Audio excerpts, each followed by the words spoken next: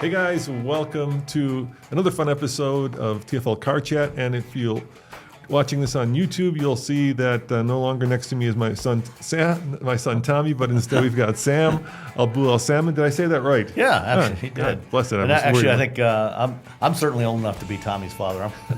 You and I are closer in age than Tommy and I. So Sam is a long-standing automotive expert. Is that fair? He's a mechanical engineer by training. Self-proclaimed expert. Yeah, and now you work for Telemetry Insights, which is... So it's a small firm based in the Detroit area. I lead the market research efforts, focusing on all kinds of advanced automotive technologies. And he's got a most excellent podcast called Wheel Bearings that I listen to every week. So if you're looking to add to your subscription of great podcasts, check out Wheel Bearings. Him, Nicole, and my friend Robbie have a lot of fun reviewing cars, talking about news, and just kind of... Sticky children. Yeah, all kinds of stuff. Fridge cigarettes. Pies, good pies. Good pies. Yeah. what we're eating, Yeah, it's great. Yeah. But today we're going to be talking about a pretty interesting topic that I think is both near and dear to your heart and my heart, and that is why the heck aren't car companies listening to their customers? Because they got into it. The problem is everybody wanted to be Tesla. Yeah, let's talk about that. So you just pulled up in the Polestar 4, which we just had, and I came back from dropping picking up my dog from the groomer, and I pulled up next to the Polestar 4 in our long-term, we just leased Tesla Model Y. And they're both white, which is interesting. And it's like everybody is copying Tesla, specifically Polestar, but they're not copying the right things. They're getting the idea, but the details are all wrong. So let's start with the obvious, which is, why is there no back window in the Polestar 4?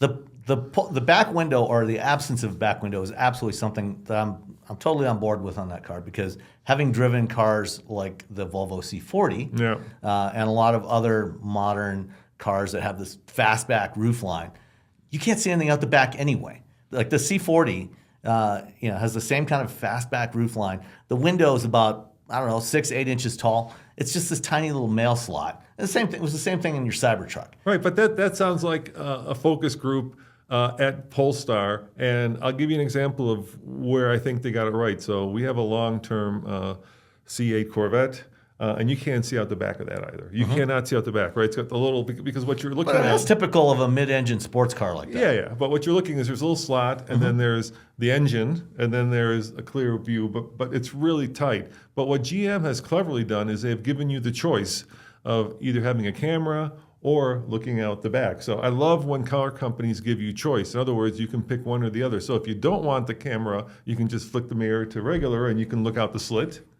And if you do want the camera, then you could do the camera. And I can tell you that me and Tommy always fight about this, because I like the camera, but he hates the camera. So we're always flicking it back and forth. But I think give people the choice. Don't just stick a blank piece of metal across the back. And by the way, I did ask Polestar if you could remove it, because you can see there. Yeah, there's a bunch of electronics underneath that There are a bunch panel. of electric, yeah. Because it does look like there should be a window there. Yeah. And the excuse they give, because I went on the launch of this thing in Spain, is that it gives you more headroom in the back. And actually it does give you more headroom. Yeah. So I'm not sure, okay, hold on. I'm not sure if that's real or not. So what they may have done is they may have dropped the seat height. Right? I think it's a combination of factors. But where the crossbar is for the roof at the back is further back than it would normally be. True that. Because they were able to do that because they said, okay, if we're not going to have a window here, we can put this structural bar back a little bit further, and then just put the glass in there. So at your seating position, you are sitting under glass. So that does give you a couple inches of extra clearance there. Yeah, and it does. Normally the problem with getting rid of the rear window is it would cut out the light coming into the back of the car, so it would make it cave-like. But with the glass roof, as you can see there, it does give you... Is that the Tesla or is it the Polestar? No, that's the Polestar. Yeah, so it is very airy in there. It doesn't feel claustrophobic. But it just feels like some designer thought, hey, you know what? This car will be much cooler. This is a sense I get. I kind of feel like what has happened is Tesla has given designers the permission to be their worst. Yeah. Put style ahead of functionality. Absolutely. And we're seeing that in so many different ways. So like the one that obviously you and Nicole and Robbie harp on, and I've joined you in harping on, is the vent controls in the screen. Yeah. To me, that is an absolute non-starter for any car that I get into. If I have to go to the touchscreen to adjust which direction the air is flowing, that's a fail right there. As much as I like the design of the Polestar 4 and I like driving it, things like that are just so irritating that I could not bring myself to actually buy it. And I think what I figured out is that people fall into two categories: those who adjust their vents all the time, and those who never adjust their vents. Yeah. Right? But what ends up happening is, once again, if you take away the little manual controls, you're taking away choice. Because if you don't adjust your vents all the time, then the vents in the screen are fine. And in fact, you're actually making the system more complicated, because now you've got to have motors and wiring That and are gonna actuators fail. buried inside the dashboard to control where that airflow is going, rather than just having a little, I mean, there is a cost associated with assembly of manual vents, for all the parts, putting it all together. But those things never fail. I've never had one of those things fail. I have had an interesting failure, and it's not the vent.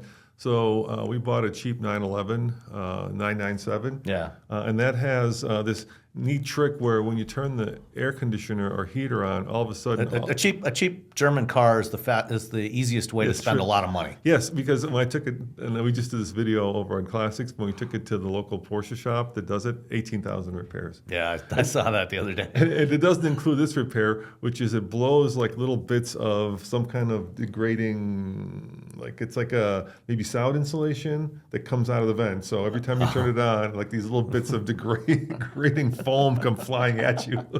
And I'm like, what the heck? Did I just drive through, some kind of a dust storm? Yeah. But I was going to tell you a story. So we went on the launch of the Nautilus, remember?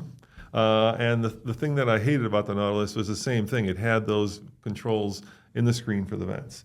And then we went to a cheeky dinner. It was like a steakhouse. Do you remember this place? Yeah, it was in California. And I ripped Kamal Kirk a new one for those vents. Yeah, and several other Lincoln people. And so I had dinner with Kamal, who is the designer, and he asked me what I thought of the car, and I said I like the design. And then I was going to say, but one thing, and then he kind of started talking, and he said, I went to the mat on getting those screen controls. He said he really had to fight for him, and I was like, that's the hill you picked to die on? Really? That's the one? And I felt horrible because I had just made a good friend, and we were really hitting it off, and then I'm like, oh, really? Is that the thing you wanted to? Yeah, I mean, I've known Kamal a long time from when I worked at Ford, and I like him a lot. Oh, he's a great guy, yeah. But I totally 110% disagree with him on the vents, and especially the way that Lincoln implemented it, because on the Nautilus and on the new Navigator, they have the full screen pillar-to-pillar display across the top of the dashboard,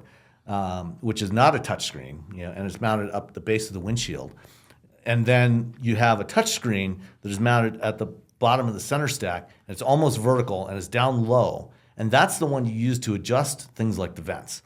And the way where it's mounted and the way it's mounted, it's worse than if it was up high, because you actually have to look down low. Yeah, there it is on the screen. You have to look down away from the road, and then you're fiddling around. It's a couple of different swipes and things to adjust those vents, and it's just a dumb design. Yeah, and I'm not loving that giant screen either. I think this car is built in China. And I think that the Chinese love big screens. Yeah, these are very common now in China, these full-width displays. And also things like the touchscreen controlled vents. Apparently in China, they don't adjust their vents. I don't know, I guess. And also the electromechanical door latches. But all of these things, interestingly, in China, all this stuff's going to be going away starting next year. Yeah, that was also eye-opening when the Chinese government actually stepped in and said to the auto manufacturers, no more electrically controlled door handles, because the problem with those, of course, is actually I think a guy died in a Tesla because there have been multiple crashes where there have been fatalities because people could not get the door open after the power was lost, or either they couldn't get the door open from the inside, or people from the outside, if the people inside were unconscious or injured, people from outside could not get into the car. I think on the Model Y, the manual open is in front of the button, so it's easy to find. But in the front doors, in the rear doors, you have to lift up like a little I think it's buried in the door pocket. Yeah, and you have to down lift low. You lift up a panel and then pull on a cable. There's a little cable that you pull on to open them. Yeah, it just seems like a recipe for danger. Yeah. And then, of course, the other one that I hated, which I believe you were talking about, this is the yoke. Yeah. So they're also outlawing the yoke and they're doing it in a really clever way, right? They're saying that they have to measure the circumference or the strength of the steering wheel, and because at certain positions around the circle, and the yoke steering wheels don't have a top part. Those positions don't exist since they can't measure the strength of the steering wheel there. Then that's by default illegal. Yeah, and so they're going to do away with the yoke. And look, I think a lot of this started with Tesla. And certainly the big central screen started. Minis had central screen, right? But like the way that the industry adopted this was a little bit, I would say, poorly executed. So what I love about Tesla is, and let's talk about Tesla for a second. I kind of feel like a lot of automotive journalists are biased against Tesla. And I don't want to get into politics because then you're getting into this whole thing with Musk, and we don't want to do that. But in general, Tesla doesn't give or lend cars to automotive journalists.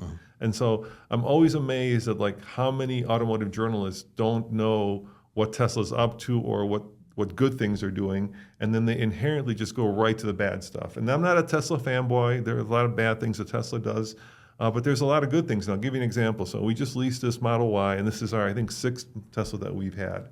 We started with the Model 3, and then we went to the Model X, and then we went to the Model Y, and then we went to the Cybertruck. I'm probably forgetting some. But you have a 3 Performance. Yeah, we had a 3 Performance, and we had a Y dual motor as well, Performance. But like one of the things that they're doing is full self-driving supervised. And there's a lot of, especially in the automotive community, there's a lot of fear, and there's a lot of, and I heard on your podcast too, angst about, how good is this and how safe is it? People are worried about the safety of it. And with the Cybertruck, this is just personal experience. It was good until there was these until moments where, like, I remember I was driving it back from Golden and it almost took out a car. It was good. But I haven't had those moments. And we've had now 4 of our staff. So Tommy drove it for a week, Case drove it for a week and didn't drive it for a week. Andre didn't drive it for a week and I didn't drive it for a week. And then Grant had it self-drive all the way to Utah. And it's gotten really good. And Sam, I maybe I'm being naive, but I sincerely believe that computers are better at driving than humans. At least now they are. I think I would say in most situations they are. They don't get tired. They don't get drunk. Yeah, and they don't get they certainly don't get drowsy. On a late night long drive. And there's there's a lot of scenarios where they are arguably better than human drivers.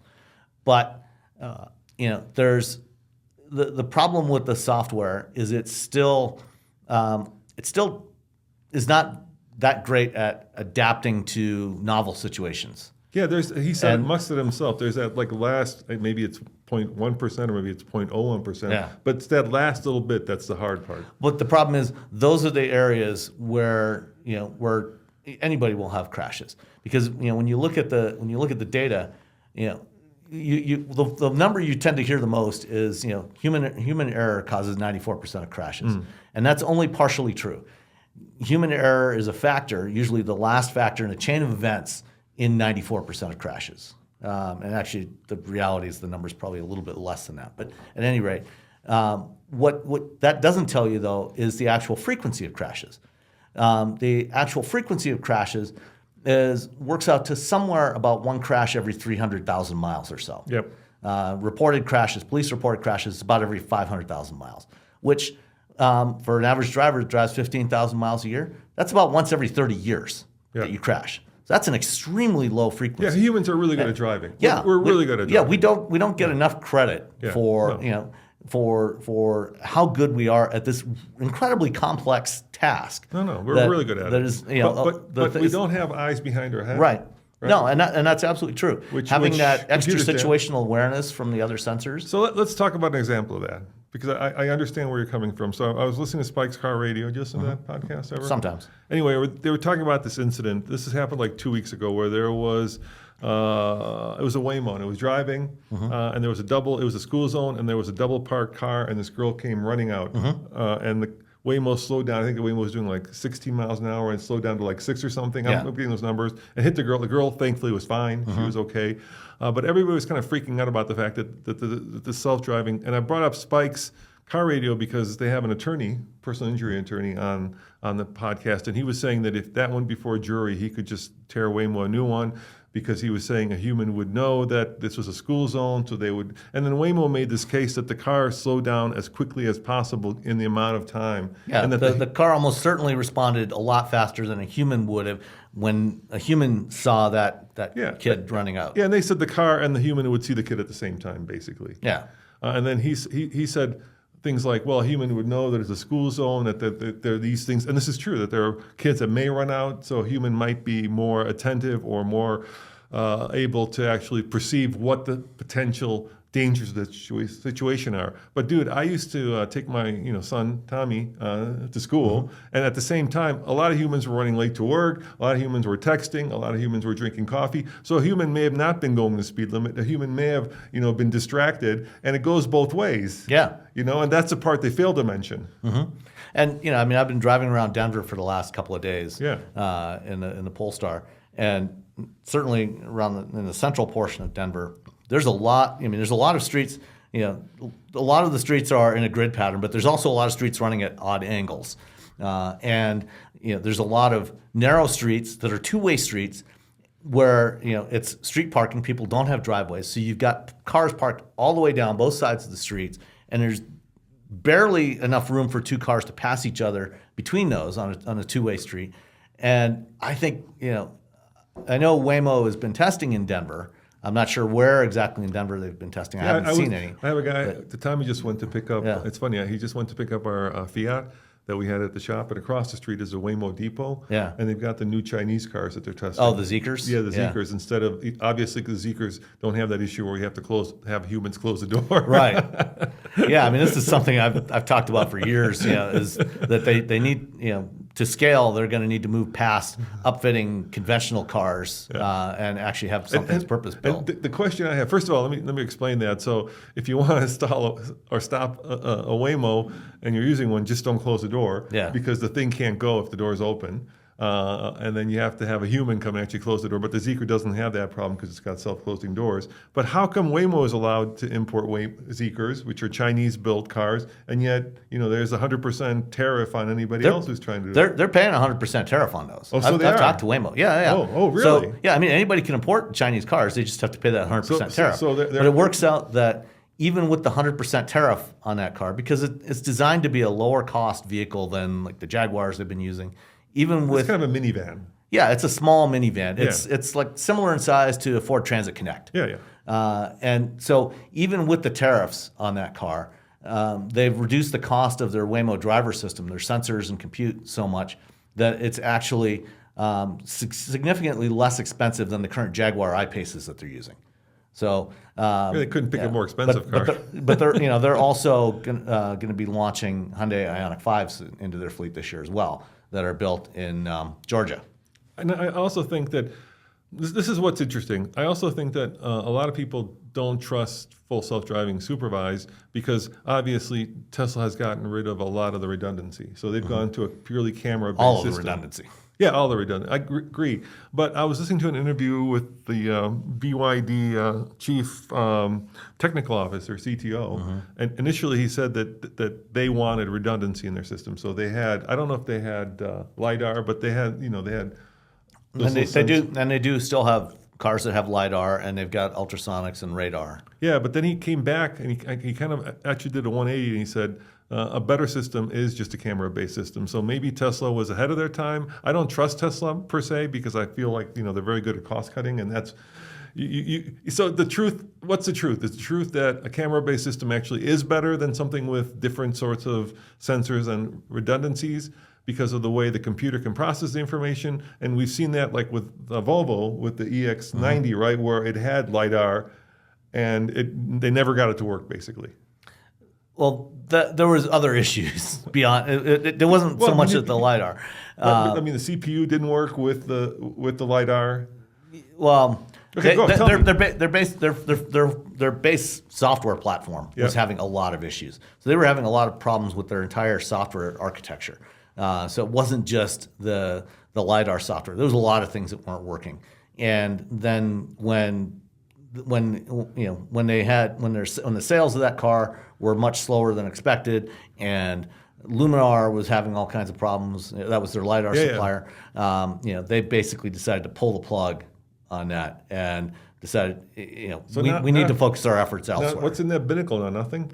They kept the binnacle, the little. No, that's going away. Okay. So the ones that have been built already, they built some thousands of them with LiDAR sensors on them, but going forward that'll just go away. Okay, so there won't be like a little binnacle up there that'll have no LiDAR in it. Yeah, there's no pod. They'll get rid of the little pod on top.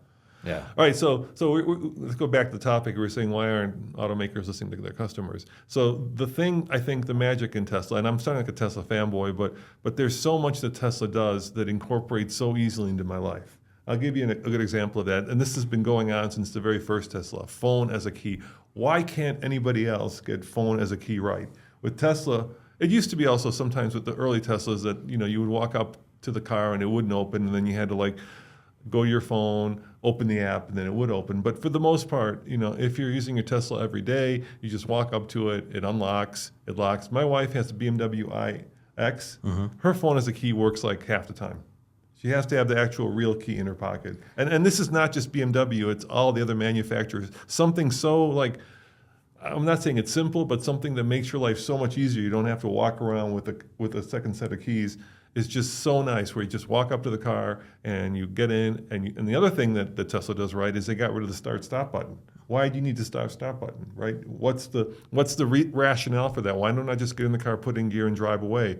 And then you park it, close the door, walk away, it locks, done. This is so simple. With all the other cars I have to fuss with the key, I have to pull it out, I have to either use a proximity sensor or I have to use a door handle. This just seems like this is the way it should be.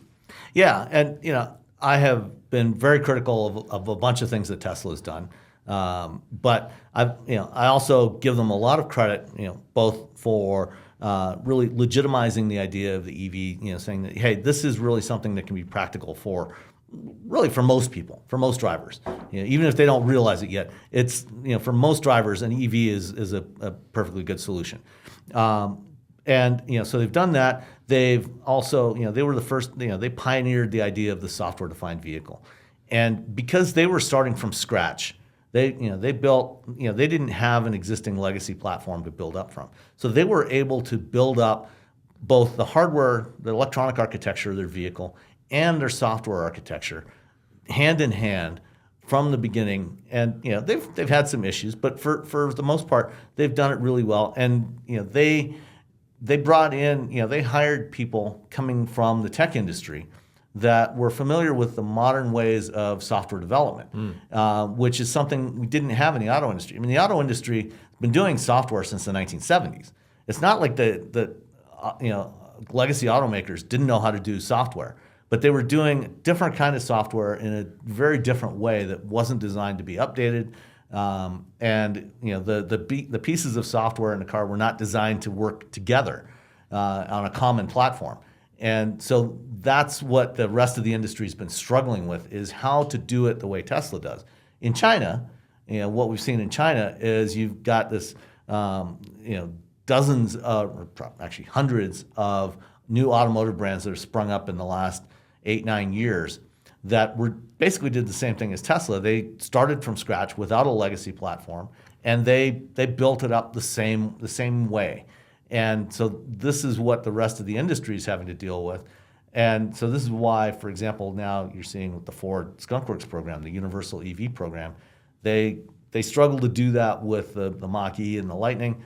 And with their next generation stuff that they were working on and now canceled, and they basically essentially started a new company and hired all new people to do it the way that Tesla and the Chinese and other automakers. You think they'll manage it? Or you think at some point the old Detroit ways will sneak back in? I think that for the foreseeable, for now they'll be okay. The question is, can they execute on it? I think from the conversations I've had with them, the stuff that they're talking about is absolutely on track. They're doing the right things. Can they actually execute on it? We'll see. But the other problem longer term that they haven't really given me an answer on is, we've seen automakers in the past try to essentially start up a new company within the company to do things in a different way. And it's worked. And the classic example of that was Saturn. Okay. GM started Saturn in the late 1980s as essentially a completely new automaker that's owned by GM, but was completely separate. And they got to do everything themselves. They built a new factory, they built a new vehicle platform and everything else, and set up their own dealerships.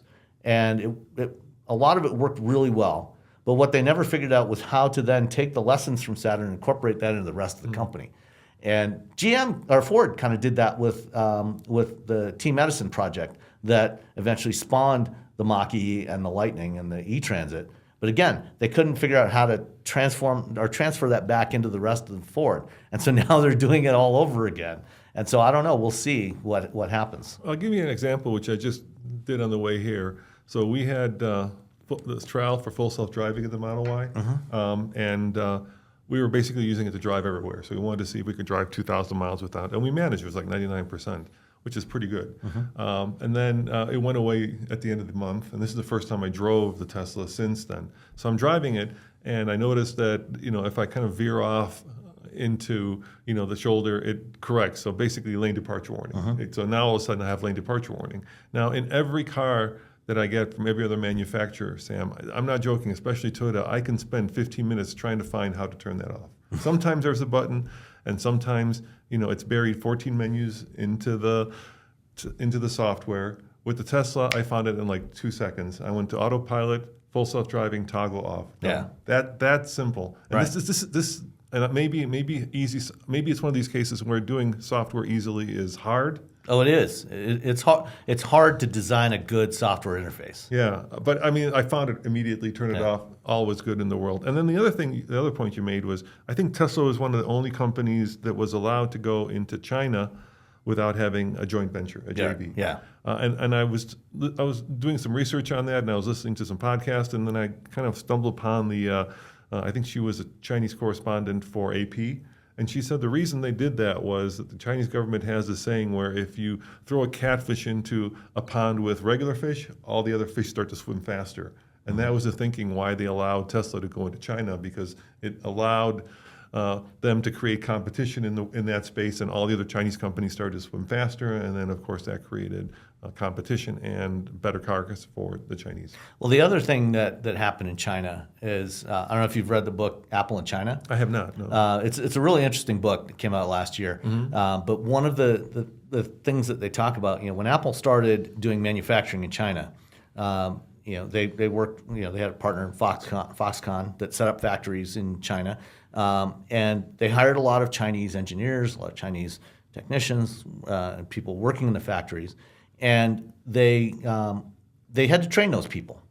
And so what happened was, because there was some oversight from the government, from time to time, some of those engineers and designers and everything, they would leave the company and they would go work somewhere else.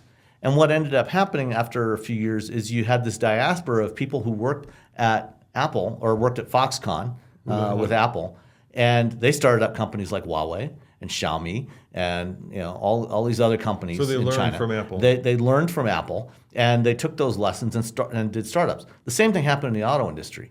You had Chinese people that were working at Tesla, working at some of the other foreign companies in China. And then they would, after 2, 3, 4 years, they would leave and they would go start up. And that's where you get all these startups like NIO and Li Auto and Xiaopeng and all these others. They learned from Tesla and others, particularly from Tesla, but from others as well on the manufacturing side. And that, they've been able to take that and start sprinting forward. So do we have some questions, Cole? Okay, let's answer the questions. Let's see what we got here. I'll put my glasses on. So Tad P says, never put your life in the hands of something that doesn't have an inherent sense of self-preservation. I say this is someone who has good friends who work in the self-driving car business. What do you say to that? Yeah, no, I agree. Don't fly an airplane because that's on autopilot half the time. Yeah, well, I mean, the idea of, at the core of, what any kind of automated system should have is it should have safety at its core. That, what you don't want to do is crash. That's got to be rule number one. No matter how you do everything else, your ultimate goal is to not hit anything. So the second one is from Don, and he says, I feel the door handle is getting ready to chop your fingers off in that Polestar. Do you feel that way? It's unlike the Tesla, it doesn't pivot. It pops out. It just pops straight out, like the Model S and the Model X did. I haven't had that experience. I was watching a video last week, Jason Torchinsky at the Utopian. He was showing it, kind of closing in on his fingers. I've never had that happen to me with a Polestar, but that doesn't mean it's certainly possible. And it's one of the problems with these types of door handles. And then he says, why can't we have normal door handles in electric cars? It only adds complexity. I can't wait for these weird electric cars quirks to go away. And this is exactly what we're talking about.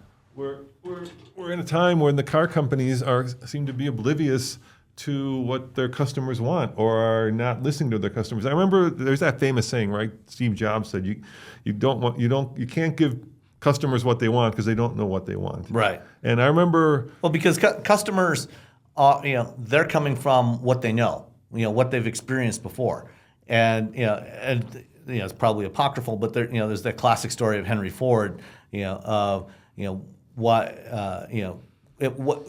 don't you ask customers what they want? If you ask customers what they want a faster horse, and so, but they went a completely different direction from that. And the same thing, what Steve Jobs said is, similar to that. Okay, maybe I don't want to be too prideful here, but okay, I'll give you 3 examples of modern technology that I knew that I wanted before I wanted it. So before the iPhone came out, I had these crappy flip phones, and I thought, I just want a phone that has internet connectivity, that can text, that I can check stuff on, like stocks, that I can potentially do live phone calls on, FaceTime. I mean, I knew this stuff was possible, and yet I was very frustrated. For 5 years, I went through all these different phones that had none of that, right? They had the crappy texting where you had to know the numbers. And then Apple comes out with basically a small computer. And I'm like, yeah, that's exactly what I wanted. Yeah. Right. Number 2, I'll give you another example. I struggle with this all of the time. I'm like, internet, especially, the nicer the hotel, I just had this happen to me in Mammoth. The nicer the hotel, the worse the internet. I'm like, why can't we have satellite-based internet? It doesn't seem like that be such a difficult thing. And sure enough, Musk comes along and creates SpaceX, right? Which does that with Starlink. And then the other thing I thought to myself, why are we dumping rockets into the ocean? Can't these things land themselves? I think most people inherently have these ideas, but they're not in the world of the technology world. So I'm sure that there are experts in there that are thinking of this, but this does not seem like any kind of black magic where you think to yourself, wouldn't it be great if instead of dumping a rocket into the ocean, it could actually land itself? Yeah. You know what? I think I wanted these things. I just didn't know how to go about accomplishing them. And to be fair, for a long time, the engineers didn't know how to accomplish it either. Right. But the idea is not brain surgery. Yeah. I mean, the idea of reusable spacecraft, goes back to the 1960s. Yeah, sure. They at the time they didn't have the technology to do it. They didn't have the computer control systems to do it, the software to do it, or the type of propulsion systems to do it. Then it got with NASA in particular, with traditional aerospace, they got stuck in a pattern of this is what we know works, and because of the safety issues, we want to make sure they became very risk averse, and so especially after they had some crashes and explosions, they became much more risk averse, and to both good and bad, SpaceX was much less risk averse.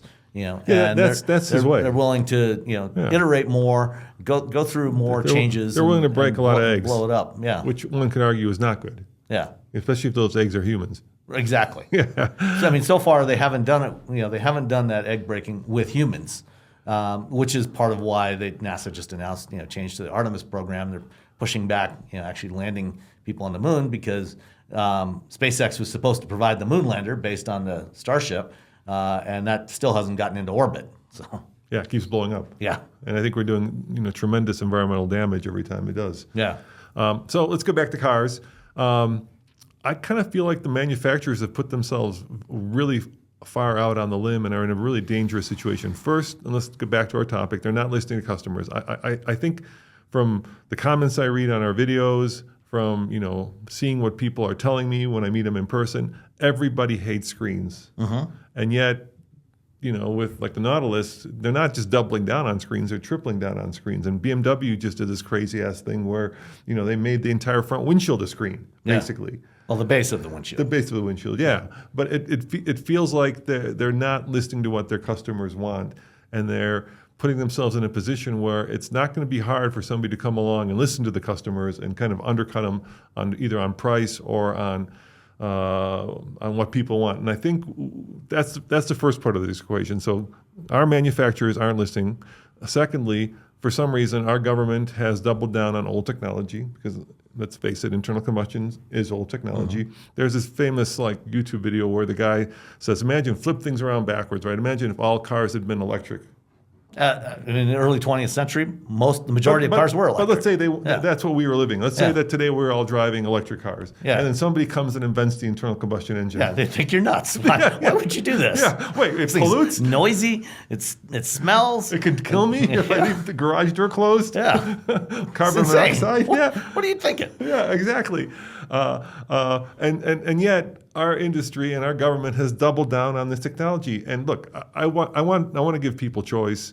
I want to give people the ability to choose what they want. But at some point, I can't help but feel that under most circumstances, electricity is a better way to power a car for most people. It's just easier. I mean, just starting with the fact that your house is your gas station. My wife, and I know journalists do this where they go to their wives. Assuming you could park off street. Yeah, exactly. Which, as I was talking about, Apartment Denver, dwellers have issues. Yeah. Or well, even homeowners in, like I say, in a lot of older cities, like in Denver, you got cars lining the street, but now both sides because you've got these houses that are right next to each other. There's no driveways, so charging an EV in a place like that would be much more complicated. Yes, granted, but then now we're building out chargers at a pretty astounding rate, and so public charging is becoming much more of a doable thing. Yeah. So there's just a lot of pluses that electric cars have. And finally, we were there I think 2 years ago where we bought a Tesla Model S, an old one, to show how much longevity the batteries have. That's one of the biggest fears, of course, that people have is that they worry that the batteries, like your phone, are going to go bad after a year or two. But now, basically, the statistics are out, and you lose 1% per year. Unless you give or drive take. an early first-generation Nissan Leaf, your battery's going to last 10, 15 years easily and have most of its capacity after that time. And every new EV has got 100,000-mile warranty on that battery. So if it does, the capacity does drop off, you take it in, they're going to replace it for you, no charge. And it's funny because I listened to another podcast. I listen to too many podcasts probably, which is this guy in Texas. There's no such thing as listening to too many podcasts. All right, fair enough. And he's called the Car Pro, and I feel like he hates electric cars, and so he recommends Toyotas to everybody because for him, value and reliability are the keys.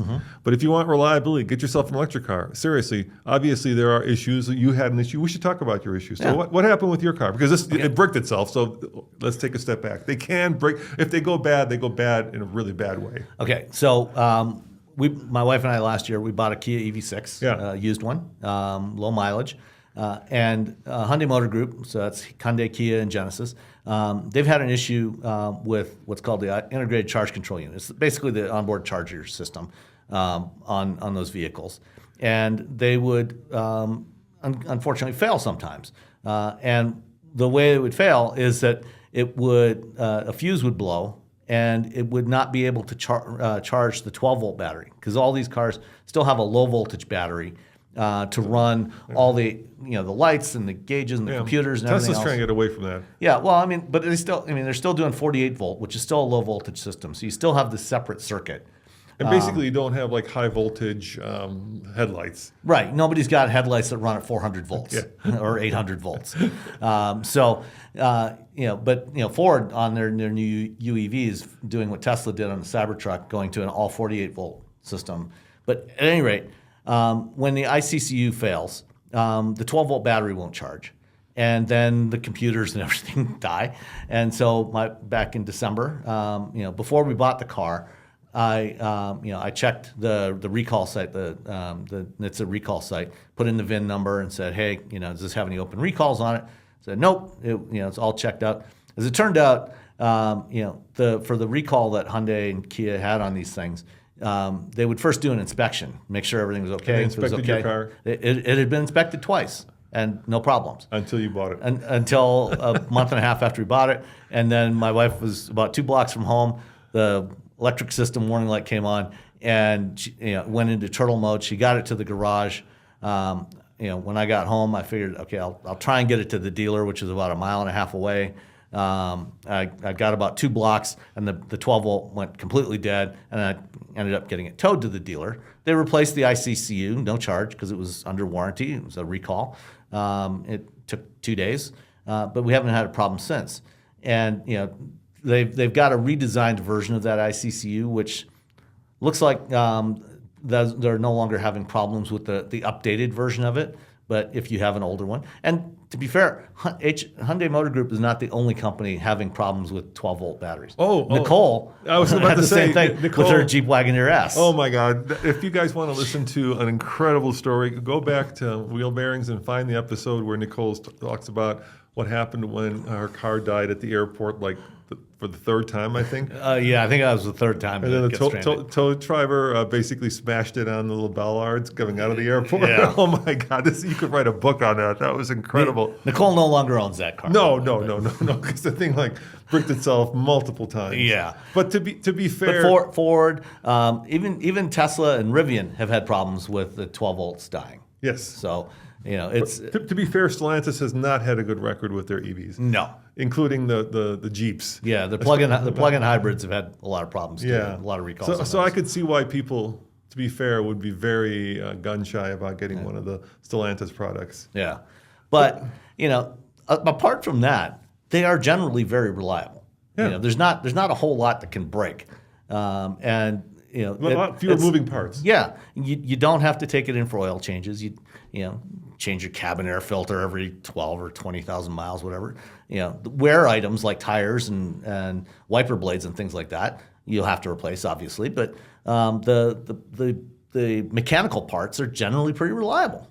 Yeah, and of course now we're entering an era with plug-in hybrids where we're carrying around 2 powertrains. We'll see how that comes out. I'm curious to see if, so far the only one, well, the Volt was kind of the first, right? It was a pioneer. And then BMW i3 came along and did it. So E-Revs, extended range EVs. Yeah, so. But it's funny, those are actually simpler than a plug-in hybrid.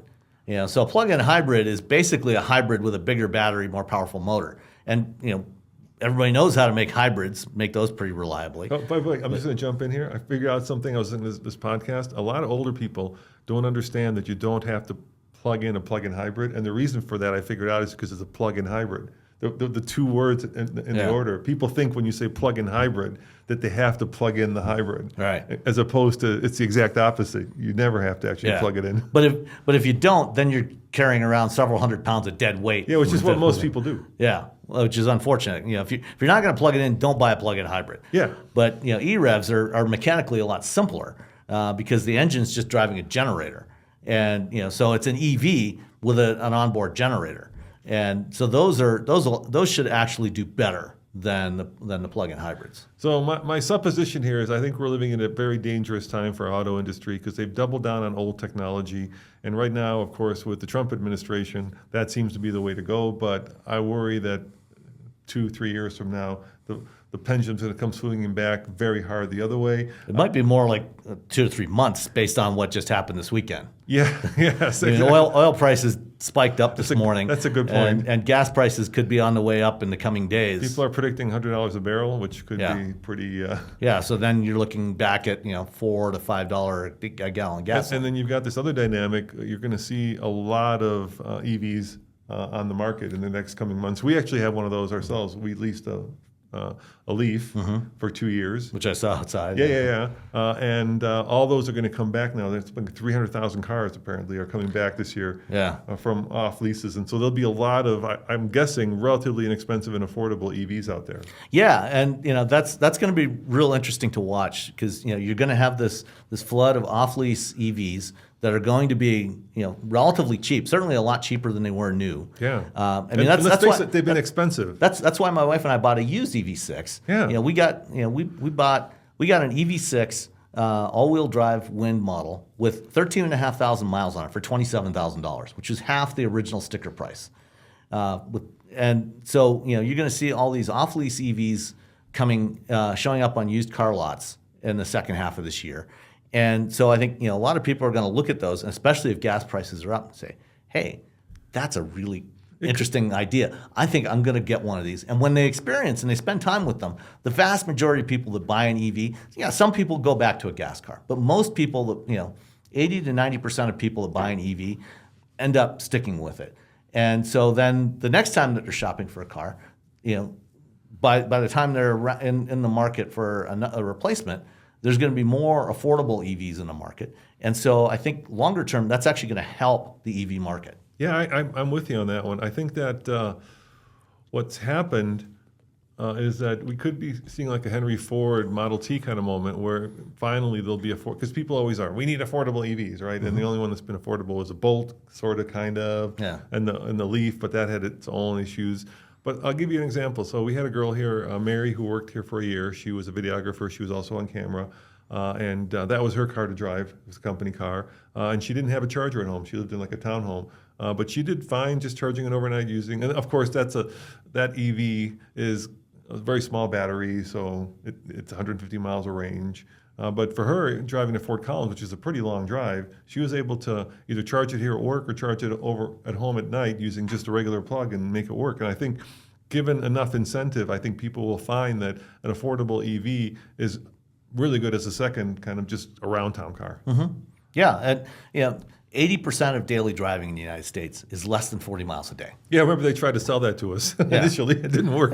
But I think people tend to not believe it until they actually spend time driving an EV and they realize, oh yeah, like my wife, she only plugs in the car once or twice a week, and that's enough. We never have to go charge it at a DC charger or anything. We've got a charger at home.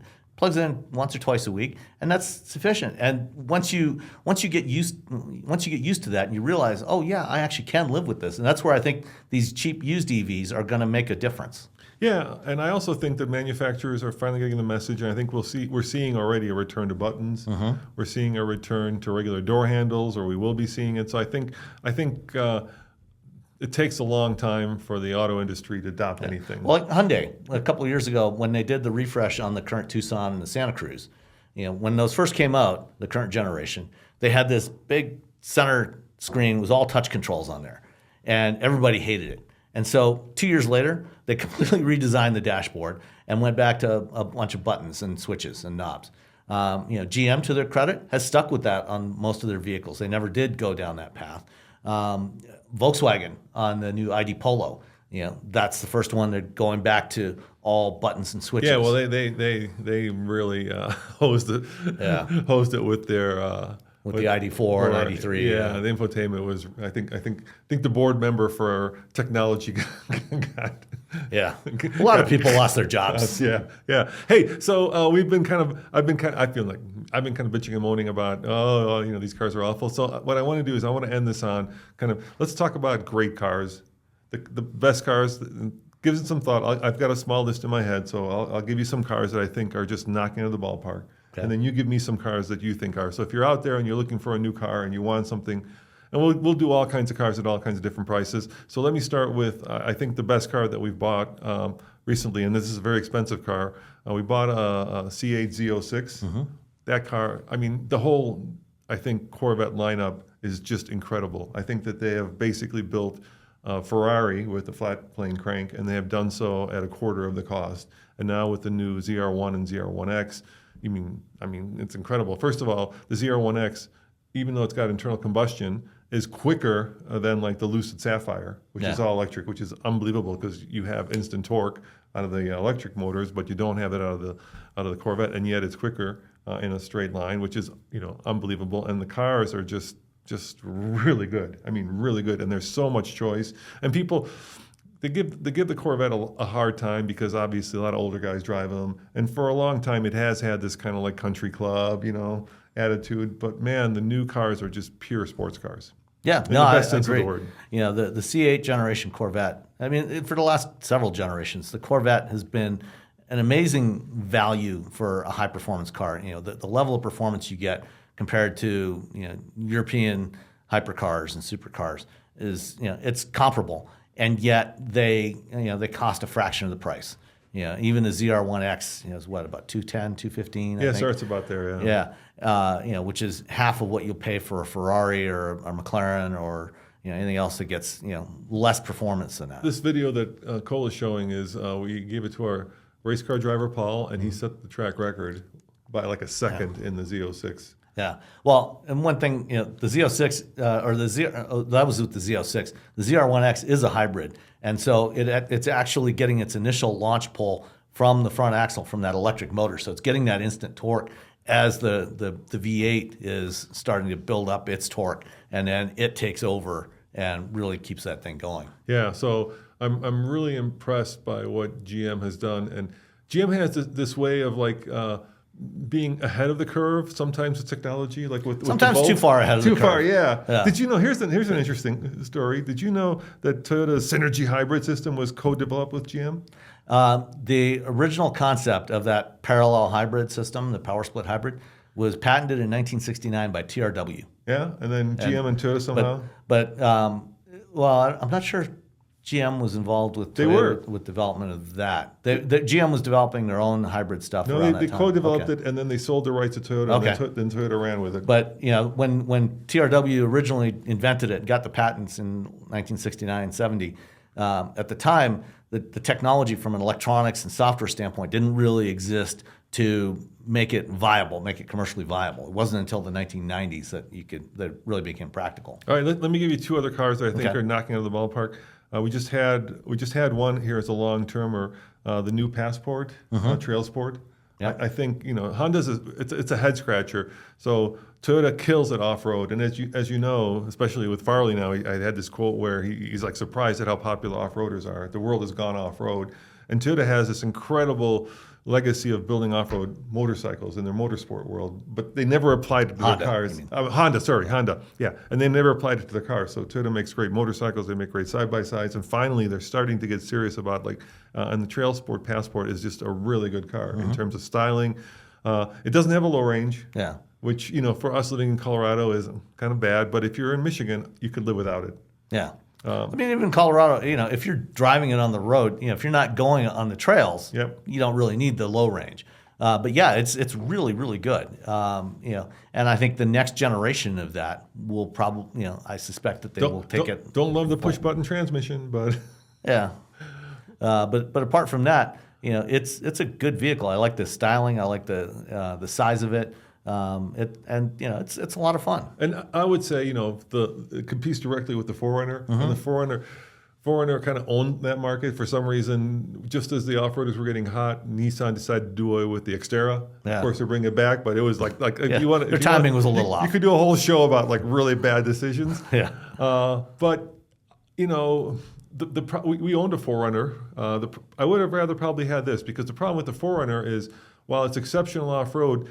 There's that diagram where the better it is off-road, the worse it is on-road. Yeah. And the 4Runner kind of suffers from that when you get it on-road. Biased a little too much to off-road. Yeah, it's a little rough riding. It's a little choppy. And it depends on what you want to do with it. Yeah. So that's one, I think if we're in the Honda world, I think the Civic is also just incredible right now. All the different flavors of Civic. Yeah. The Civic is one of my favorite cars, and it's really fuel efficient. The hybrid system in the Civic, the Honda hybrid system that they have in the Civic, CR-V, and Accord is a really good system.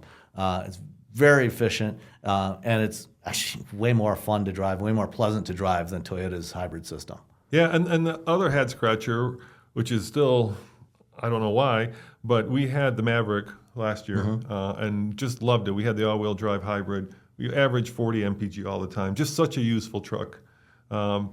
Ford managed to do something the Japanese do really well, which is make it bigger on the inside than the outside. So even somebody like me or Andre, who's actually taller than me, we felt comfortable in the thing. Just a really great truck. And the question I have is, why isn't Toyota or somebody else? I mean, obviously the Santa Cruz is out there, but that's more of a lifestyle truck. Yeah. Why isn't anybody else? You know, Santa Cruz is based on the Tucson, which is available as a plug-in hybrid and a plug-in hybrid, and they never put that system into the Santa Cruz, which I could never really get a good answer from Hyundai on why they didn't offer that. And I've heard from my contacts that Toyota was going to launch a Stout.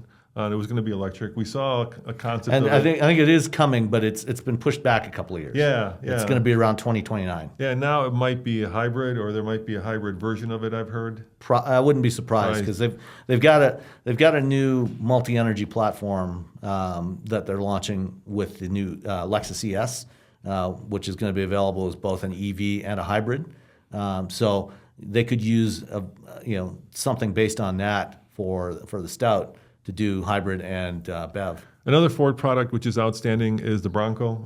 I think they benchmarked the Wrangler and then took it a step above all the stuff. So unlike the Wrangler, and I love the Wrangler, don't get me wrong, but the Wrangler is very much off-road focused, and there's a lot of compromises when you're on road. That was a 4Runner. Yeah. But with the independent suspension, the Bronco was able to make it livable on road. And I think that's another one. Anyone you want to throw in there that you like? Yeah, I think a car that is very much underrated, especially, we've all talked a lot about affordability lately. And, so I think there's a few vehicles out there that are underappreciated. One of those is the Nissan Sentra.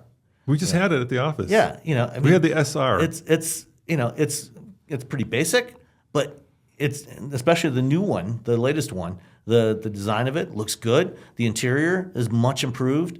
It drives pretty nice. It's not a sports car, but it gets decent fuel economy. It's roomy enough inside, and you can get it starting at about $24,000. So if you're looking for something affordable, that's absolutely something to take a look at. The Civic, big fan of the Civic.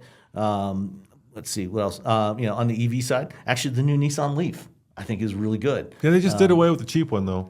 Although I wouldn't be surprised if depending on what happens with gas prices that could change. They could shift and maybe revive that one. They're still building those overseas. They're just not offering them in the U.S. at the moment. But we'll see what happens there. There's also the Bolt is coming back now. Zach is actually in L.A. They're going to do a first look at it. Oh, are they? Yeah, Okay. tomorrow I think. Yeah. I know there's one there's at least one in the Detroit press fleet because when I had a car being delivered earlier this week, they came in a Bolt to pick up the car that. How about any?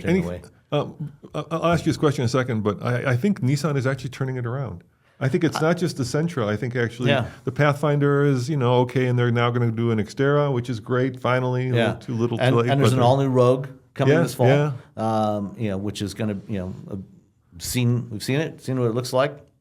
Nice design. It's going to have that e-Power, that third generation e-Power drivetrain in there. So they'll have something to compete against the hybrids from Toyota and Honda and Hyundai. So I think there's a lot of interesting stuff. In the 3-row utilities, the new Hyundai Palisade, and next week we're going to be driving the Telluride, the Kia Telluride. Those have a really interesting new hybrid system on there, so you get better performance, better fuel economy. So I think there's a lot of interesting stuff out there. I'll give you cars that have also surprised me that I wasn't expecting. The Blazer, it had a really hard berthing. I mean, the stop sale. The EV? Yeah. The stop sale did not help, but actually the EV Blazer, it's also the wrong name. For God's sakes, Jim, build a V8 powered Blazer, just do what Ford did with the Bronco. Why would you slap that nameplate? Yeah. But the EV is actually really good. Mm-hmm. Yeah, it's surprising. Yeah. No, it's good. Well, and on the same platform, there's also the Equinox. Yep. Which has nearly as much room inside. It's a surprisingly roomy vehicle, and you've got over 300 miles of range, almost 320 miles of range in the base version, and it's you can get it starting at like $37,000. And the other one that I think is a smash hit out of the ballpark is probably the Land Cruiser.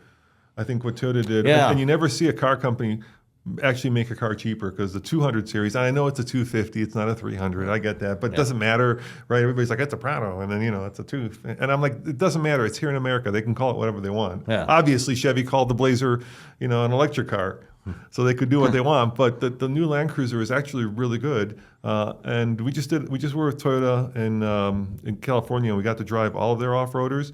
And I really fell in love with the GX as well. Yeah. I was just going to say, I think the GX is actually kind of the sweet spot there, because what I found, when I had the Land Cruiser, the one I had, was the mid-level. It was a Heritage Edition, and it was like $73,000, which was bumping up on the price of the GX. And the GX has that 3.4 liter twin turbo V6, and for that $70,000+ price point, the interior of the Land Cruiser felt a little cheap, whereas the GX, feels a lot more premium for not much more money. And I think if I was spending that kind of money, I would probably go with the GX over the Land Cruiser. Yeah. So we just put. How do you handle this? So we just put out a video where me and Tommy did a first dirt on the new GX 2026. And there was a guy in the comments who said, "Oh, you guys, are paid and bought for by Toyota because you didn't mention the fact that those engines are failing." And I'm like, first of all, we mentioned it, on our truck. Ad infinitum. Just not. Yeah. And at some point, this has been going on for 2 years. I suspect that the hybrids also have that issue because it's the same engine. But Toyota is slow. First they did 100,000, they did another 100,000.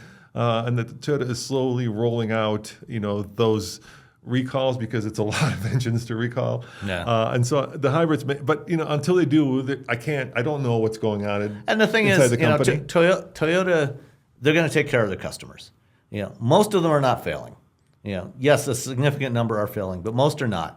And if and when yours does fail, or if the recall gets to you before it fails, Toyota's going to give you a brand new engine. They're going to fix whatever is wrong with it, and they're going to give you a brand new engine. Which is a lot of, it's billions. Yeah. Oh yeah. It's going to cost them several $1 billion to replace. So I can't go all Scotty Kilmer on them. Yeah. Because here's the thing, guys. And I'm sure you run into this yourself, right? I could do 3 videos when I'm doing one of these, right? I could do the video here. The video I was taught to do as an old school journalism. Here are the top 5 things I love and hate about this car. No one's going to watch that, because the haters want to hate and the lovers want to love. The next one that's going to be the most popular is, here are the top 5 things I love about the car. That's the preaching to the choir. And then the one that's going to get the most views is, here are the top 5 things I hate about it. And that unfortunately is the way of the world right now. But as an old school journalist, we try to be fair, and I can't be like every video like, oh, by the way, did you know that Toyota is recalling 200,000 of these engines? Yeah. Or Lexus in this case. But look at every automaker. They're all having problems. Look at Ford, yeah. GM's recalling the 6.2 liter V8s. Ford's recalling everything for everything. And let's end on that. Why do you think that is? Why do you think there's so many? I think it's new technology. We're really pushing the bounds of either hybrids. Yeah, or but like with Ford, there's a lot of stuff that they're replacing. That they're having to do recalls on. This is not new technology. Like cracking fuel injectors. That's not new technology. I don't know. I honestly don't know what the root cause is. And Ford is having so many problems across so many areas with their vehicles that I think that there's something more fundamental going on in their organization there. They lost job one, or yeah. I mean, look, they used to have a V10 that used to pop out its spark plugs. So maybe they've made progress since then. Well, you and I are both old enough to remember what Ford used to stand for. Yes, I know. Fix or repair daily. Yeah. Yeah. So look, one of the things that BYD does, and we're back to the Chinese, is they're completely integrated, which is incredible, right? Mm-hmm. Even the boats that they ship their cars on are owned by BYD. And I think same thing with Hyundai. Yeah, and Tesla's doing a similar thing as well. And I think if you have the less suppliers you have, you probably end up with less recalls because you control the process. And the traditional Detroit 3 have a lot of suppliers. And so I think there is some tension there where you're trying to create very reliable cars at the same time trying to make them cheap as possible. Well, and this is one of the things with again, going back to the Ford Skunk Works UEV program, is they deliberately tried to go much more vertically integrated with that. So they're building their own batteries. They're building more and more of the stuff they're doing their own electronic architecture, their own software. And so there's a much higher degree of vertical integration than you find in any other Ford products. So it's going to be interesting to see, again, how well they can execute on that. So do you foresee a future of Chinese electric cars running around, not just Canada? Absolutely. But America. Oh yeah, it's going to happen. Yeah, I think so. And I think so too. I think the first ones we're going to see are going to be, from the Geely group. Yeah, from Zeekr is part of Geely, as is Polestar and Volvo. And Polestars are Volvo Chinese cars, basically. Yeah. Well, I mean, they were designed in China. Well, a lot of it was designed in China and Sweden. But they were originally built in China. The ones we're getting are coming from South Korea. But Volvo has a vastly underutilized factory in Charleston, South Carolina. And so I think that probably within the next 24 months, we will see Zeekrs or other Geely Group vehicles coming out of that factory. Yeah, for sure. And then it's like, people don't know this, but BMW has, I think, 11 factories. The biggest one is in Spartanburg. Yeah. And it builds basically all of their crossover / SUVs. That factory exports more vehicles from the United States than basically the rest of the industry combined. Because they build the X5, the X6, the X7, I think the X4s. They build some of the X3s. Most of them. Yeah. And so but most of the X5, X6, X7 are exclusively built there. They're not built anywhere else. Mm-hmm. And so a lot of those get exported to Europe, to Asia, to South America, the Middle East. Yeah, and I could also foresee a future where if you're one of the Chinese companies, Chrysler has one car. You just saw the new version of the Pacifica. These companies are. They promise we'll have more soon. Yeah, I was listening to another podcast, and I think they asked a question: how many brands does Stellantis own? How many brands do you think Stellantis owns? And can you name all of them? 14, I think. I think 14 or 15. Yeah. Yeah. They could shed a few, and then that could become a Chinese so I mean, car. you got Ram, Jeep, Chrysler, and Ram, Jeep, Chrysler. Yeah, that's 3. And Dodge in North America. Okay, yeah. And then you got Alfa Romeo, Fiat, Peugeot, Citroën, DS, Lancia, Opel, Vauxhall. That's 12. You're very good, Sam. That's incredible. Let's see. There's only 2 more. There's a couple more. I'm surprised you got DS. Right, that's a hard one. Yeah. Did you say Lancia? Right, I did say Lancia. Yeah, the people forget that one. Yeah. Well, you said Fiat, right? I said Fiat. I said Alfa. Anyway. Maserati. Maserati, yeah. By the way, I finally got the MC McPura. Yeah. And I haven't driven that one yet. I drove the MC20 about a year and a half ago. Yeah. I remember I was jealous. Yeah. You were very much enjoyed that car. I would have enjoyed it, except I came in late to Florida. I picked up in Florida. I parked it next to the basketball court, unbeknownst to me, and some young girl was playing basketball and dropped the basketball right on the driver's side windscreen, and it completely spidered. Not like a rock. I mean, like I was driving it, like looking out the passenger side. So I had a horrible week with it, and I got into so much trouble with my wife because it has no luggage room. And I said, "Honey, we're going to get this really cool car. I don't think your luggage is going to fit." She had just a rollerboard. Yeah. And she's like, "Well, I need to bring." I remember you talking about her. Yeah. Had to hold it in her lap. Oh my God, she was so angry at me. Oh, that was such a sometimes. This is why when I travel with my wife and get a press car, I always try to make sure it gets something suitable. Yeah, Polestar 4. Yeah. All right. Well, guys, thanks for joining us. Please go check out Wheel Bearings. It's a really fun podcast. These guys have a great time talking about every car that they've been driving. And they have sticky kids and fridge cigarettes. Look, the one topic that you guys are bringing to the forefront is, of course, how much those delivery charges have changed. Oh yeah, that's like and now suddenly everybody's writing about it. Yeah, you guys were the first. Yeah, how they snuck in the tariff cost by, especially the big 3 GM. I think Stellantis is like $2,500 now. All 3 of them now on the full size trucks and utilities, they're $2,595, so $2,600. Yeah, and that's not negotiable. Yeah, yeah. I like when companies just increase the price and keep the delivery, and it's the Japanese do that, right? Even if it's coming from Japan. Yeah, well, I mean, Toyota's actually held the line on the Tundra and Sequoia. They're still only $2,095, so $2,100. But what's funny, when you look at more expensive European cars, especially, they don't bother trying to hide it. They just increase the MSRP. So you get BMWs from Germany, $995 for delivery charge. Yeah, yeah. A bargain. Yeah. Whereas an F-150 that's coming from a plant 20 miles from my house, $2,600. Yeah, I know. You're being sneaky, Ford. Stop it. Knock it off. All right, guys. Thanks for watching. Head on over to alltfl.com for news, views, and real-world reviews. Sam, thanks, man. Really appreciate it. That was a lot of fun. We'll see you guys next time. Ciao.